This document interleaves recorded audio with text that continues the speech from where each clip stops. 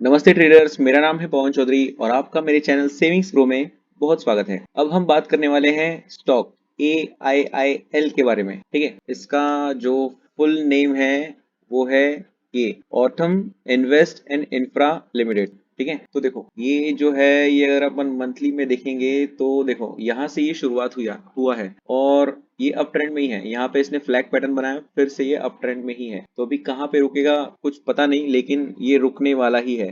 ठीक है, ज्यादा ऊपर तक नहीं जाएगा। जो ये इसका जो पहला पोल है उसका बस 1.5 गुना तक हो सकता है। ठीक है, ज्यादा से ज्यादा, उससे ज्यादा नहीं होगा, या अगर हो भी जाए तो भी हमको बस ट्रेल करना है। कैसे करेंगे हम देखेंगे अभी आगे। और देखो गाइस, ये जो कंपनी है ये शुरुआत की कंपनी है। इट्स लाइक ये बेबी है, बच्चा जो है जब जो पैदा हुआ है और पैदा होने के बाद जस्ट चल रहा है। ठीक है, ऐसे स्टॉक्स में भी बहुत ज्यादा पोटेंशियल होता है। ठीक है, बहुत ज्यादा। मतलब देखो जैसे ही ये खुला, इसने जैसा इसका ये पार कर दिया, ये ऑल टाइम हाई में चला गया। मतलब ठीक है, ऑल टाइम हाई पे ही ट्रेड कर रहा है कर रहा है कर रहा है कर रहा है। और जो न्यू आईपीओ जो रिसेंटली लॉन्च होते हैं ना, उनकी मतलब बहुत अच्छे होते हैं। ठीक है, उनमें पोटेंशियल भी बहुत अच्छा होता है। अगर पॉजिटिव है, कंपनी अच्छा करती है, तो फिर सब कुछ एकदम पॉजिटिव जाता है। ठीक है, अभी यहाँ पे अपन लाइंस देखते हैं कि कैसे ड्रॉ हो रही है। अगर प्राइस एक्शन के हिसाब से हम करेंगे तो कैसे करेंगे। ठीक है, कौन से पैटर्न्स हैं जहाँ पे हम एक ट्रेड एग्जीक्यूट करने के लिए सोच सकते हैं, क्या प्राइस एक्शन बन रहा है। ठीक है, अभी देखो यहाँ पे ये दो ब्रेकआउट पैटर्न है, तो हम इसके बारे में बात करेंगे।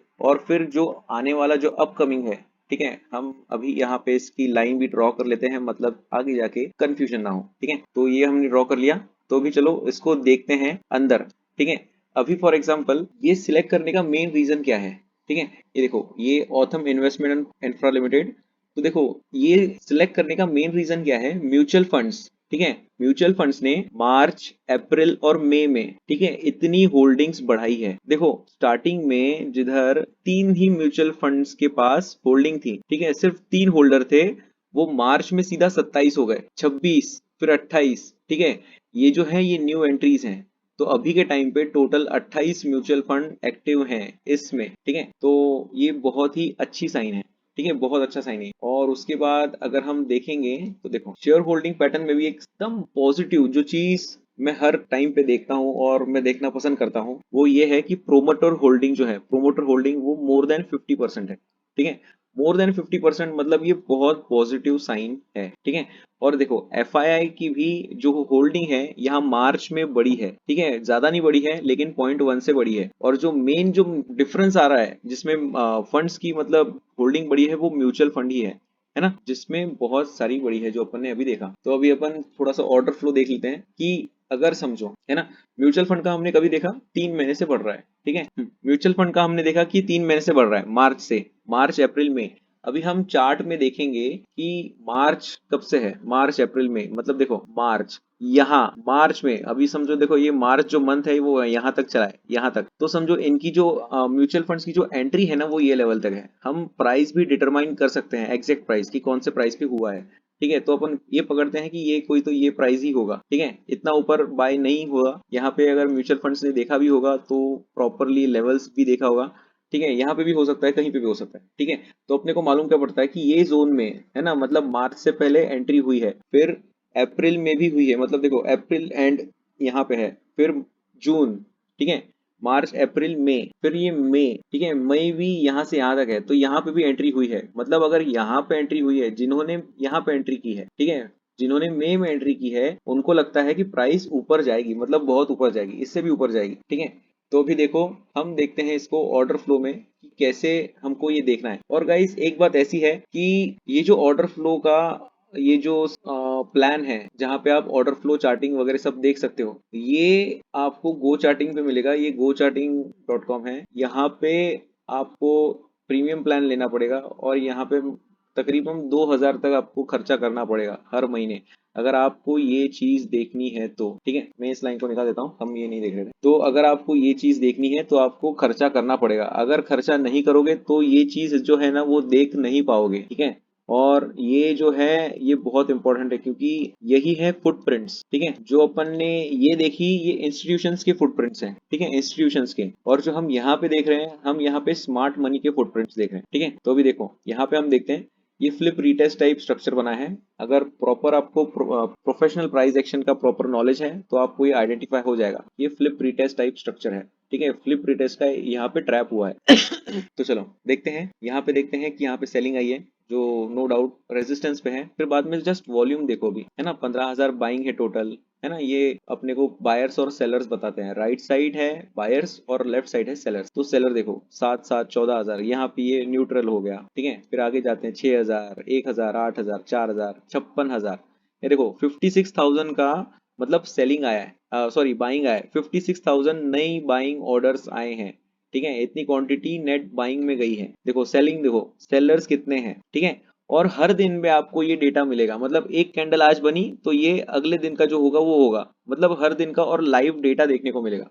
हर दिन पे लाइव डेटा, ये आपको हर बार नंबर्स ऊपर नीचे देखने को मिलेंगे। और जिस टाइम पे आप ये देखोगे ना एक कैंडल बनते हुए, आपको प्रॉपर अंदाजा आ जाएगा कि डिमांड एंड सप्लाई एक्चुअल में है क्या, ठीक है। डिमांड एंड सप्लाई होती क्या है एक्चुअल में, ठीक है। तो अभी देखो ये अपना ब्रेकआउट लेवल आया, ये मैंने जो ड्रॉ किया था यहाँ पे, ये ट्रैप के लिए, ये जो नीचे ट्रैप हुआ है प्राइस एक्शन से हिसाब से अपने को समझ में आता है कि जो फ्लिप रिटेस्ट का जो जोन है वहां पे एक ट्रैप हुआ है और ट्रैप होके वो अंदर जोन में चला गया।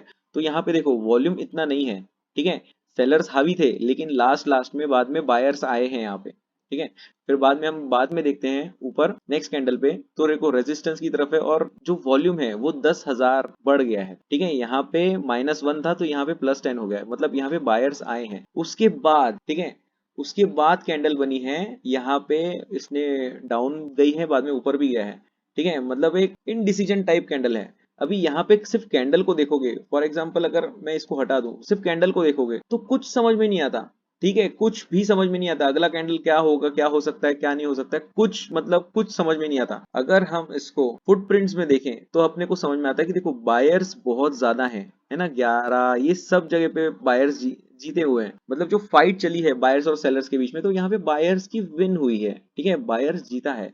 और तुम अगर वॉल्यूम में देखोगे तो देखो उस दिन सबसे ज्यादा वॉल्यूम ट्रेड हुआ है, 5.5 मिलियन, ठीक है, 5 लाख। और उसमें से डिलीवरी में गए हैं करीबन 2.5 लाख तक, ठीक है। इसको भी जोड़ लिया तो 2.5 लाख हो जाएगा, है ना। तो अभी यहाँ पे एक बहुत अच्छी इंडिकेशन है यहाँ पे कि ब्रेकआउट जोन पे है ना। और ब्रेकआउट भी दिखा रहा है, लेकिन और जो वॉल्यूम है वो भी बहुत अच्छा है, ठीक है। वॉल्यूम भी बहुत अच्छा है। तो एंट्री करने के टाइम पे एक ऐसा क्राइटेरिया, एक ऐसी जगह पे एंट्री जो सिर्फ और सिर्फ मॉर्निंग में होती है ना। मॉर्निंग के 2 से 2.5 घंटे के बीच में ही आपको एंट्री कर लेनी है।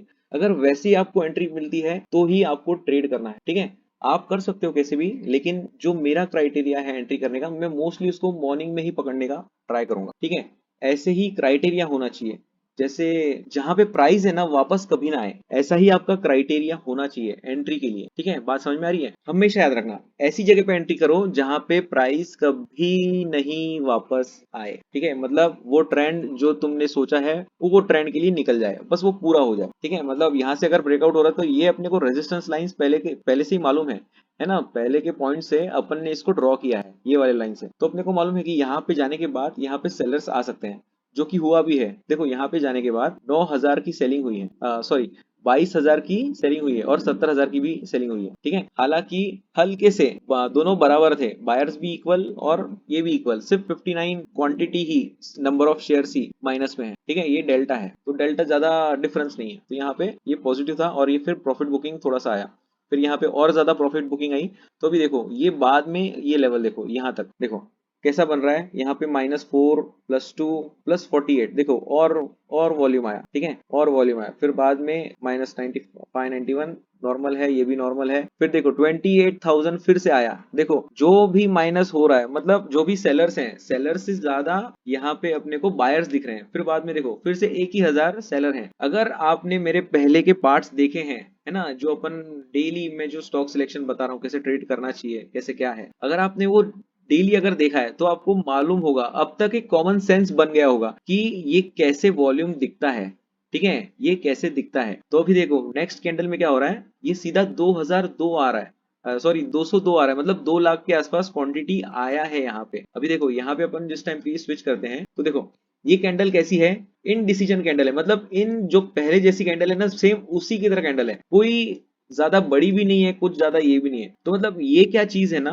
कि वॉल्यूम ने अपना काम कर दिया, लेकिन कैंडल को, प्राइस को अपना काम करना बाकी है, ठीक है। वॉल्यूम बढ़ गया, इसने अपना काम किया, अभी प्राइस को बढ़ना बाकी है। तो ये हमने पिछले वीडियो में भी यही बात की थी कि ये वो वाला चीज है कि यहाँ पे चिंगारी लग गया है, बस फटना बाकी है। ठीक है, तो यहाँ पे अपन नेक्स्ट में देखेंगे तो देखो 73,000 फिर से अच्छा खासा वॉल्यूम है, और फिर यहाँ पे अपन को मूवमेंट देखने को मिली है। ठीक है, इसके बाद देखो ये सामने आ गया, इसके बाद देखो ये जो ऊपर था है ना, ये फिर से एक लेवल का ब्रेकआउट है। यहाँ अगर अपन डेली में देखें फिर से ब्रेकआउट, और ये प्रॉपर रीटेस्ट किया।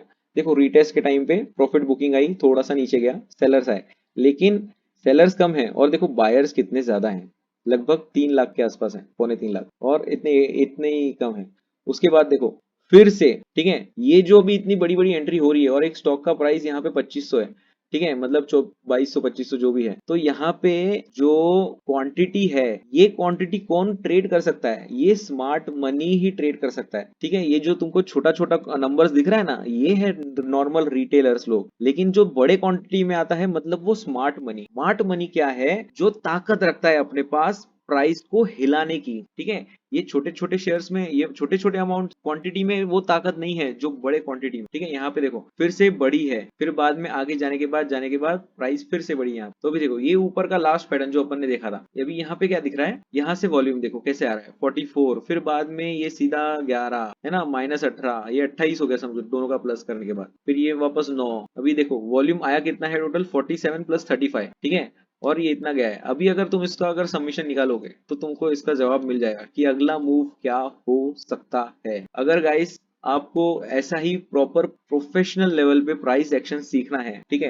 प्रॉपर एंट्री कहाँ पे करनी है, प्रॉपर एग्जिट कैसे करनी है, ठीक है, तो आप मोक्ष प्रोग्राम ज्वाइन कर सकते हो। ठीक है, उसमें आप प्रॉपरली सीखोगे level wise, 1 level 2 level 3 level. पहले लेवल में आपको पूरा एजुकेशन आ जाएगा कि क्या क्या सीखना है, क्या क्या रोड मैप रहेगा, कैसे आपको कौन कौन से पॉइंट्स हैं जो आपको याद रखने हैं, और फिर कैसे पॉइंट्स को कनेक्ट करना है। ठीक है, कैसे आपको प्रोफेशनल प्राइस एक्शन के साथ इंस्टीट्यूशनल फुटप्रिंट्स, फिर बाद में स्मार्ट मनी का फुटप्रिंट, फिर बाद में बायर्स और सेलर्स को समझ के, है ना, प्राइस एक्शन वाइज फिर से शिफ्ट होके जिस टाइम पे एंट्री का टाइम आता है, फिर से उस टाइम पे हमको कैसे प्राइस एक्शन में शिफ्ट होना है, कभी एंट्री करनी है ना, ऐसी कौन सी जगह है जहां पे प्राइस वापस नहीं आती। ठीक है, अगर ऐसा ऐसा स्वीट पॉइंट अगर ढूंढ लिया तो ट्रेडिंग में करियर करना मुश्किल नहीं है, बहुत आसान है ना गाइस।